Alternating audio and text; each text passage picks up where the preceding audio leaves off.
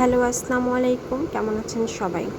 Mashed potato তো আমরা অনেক রেস্টুরেন্টে দেখি। আজকে ঘরোয়াভাবে খুবই সহজভাবে ম্যাশড পটেটো বানিয়ে নিব, যেটা বানাতে বড়জোর ৫ থেকে ১০ মিনিট লাগবে।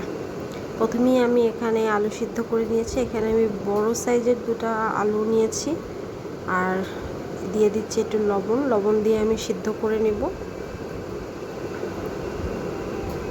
ম্যাশড পটেটো সাধারণত স্টেক বা সটে করা ভেজিটেবলের সাথে খেতে ভালো লাগে।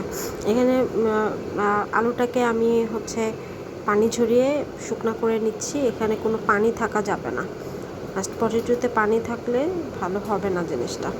আর লাগবে কিছু দুধ। এখানে আমি হাফ লিটার দুধকে জাল দিয়ে ঘন করে ১ কাপ মতন করে নিয়ে নিচ্ছি। আর লাগবে বাটার।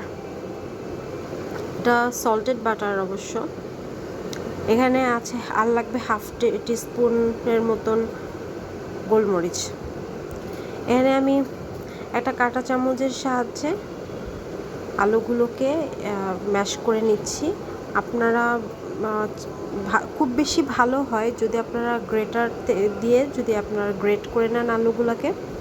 এখানে আমি দুধটাকে একটু গরম করে নিচ্ছি আর সাথে বাটার অ্যাড করে নিচ্ছি। ২ টেবিল স্পুনের মতন বাটার আমি এখানে অ্যাড করে নিচ্ছি। আমি অবশ্য আরেকটু ফ্লেভারের জন্য অল্প একটু ঘিও এখানে অ্যাড করেছিলাম। একটু জাল দিয়ে ভালোভাবে এটাকে বাটারটাকে দুধের সাথে মেল্ট করে নিচ্ছি। আমার মেল্ট করা হয়ে গেছে দুধের সাথে বাটারটা। এখানে আমার আলুও ম্যাশ করা হয়ে গেছে। তো এখানে আলুগুলো গ্রেটার দিয়ে যদি গ্রেট করে নিতাম তাহলে স্মুথ হতো বেশি।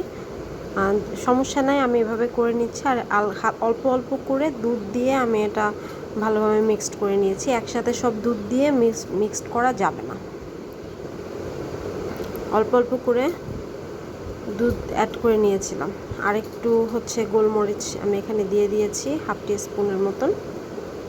আমি এইখানে একটু লবণটাও টেস্ট করে নিয়েছিলাম যে লবণটা ঠিক আছে কিনা। আমি পরে অল্প একটু লবণও অ্যাড করে নিয়েছি। আর একটু উপরে একটু বাটার দিয়ে নিলাম। কেমন লাগলো রেসিপিটা আমাকে একটু জানাবেন।